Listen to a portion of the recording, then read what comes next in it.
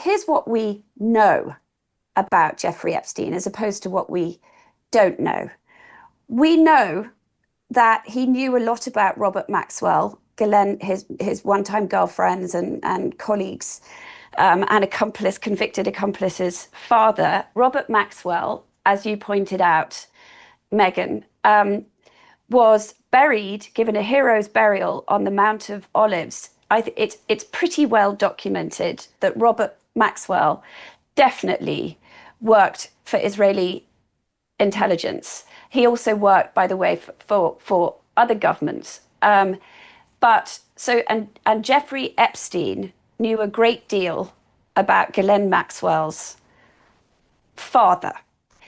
What we also know, to your point, is that this guy didn't have a college degree. He winds up teaching at the Dalton School.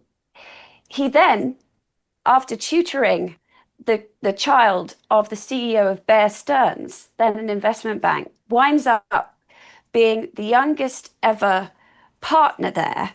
And he leads Bear Stearns in very, very strange circumstances, in which later, I then go on and report, it turned out he was involved in a sort of insider trading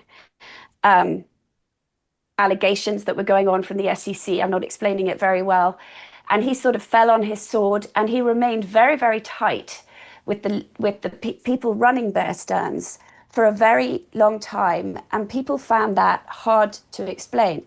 He then moved to Europe for a while. And according to Jeffrey Epstein, who was a complete con artist and master manipulator, he spent a few years hanging out with a British guy called Douglas Leese, who was certainly known to be in the arms business.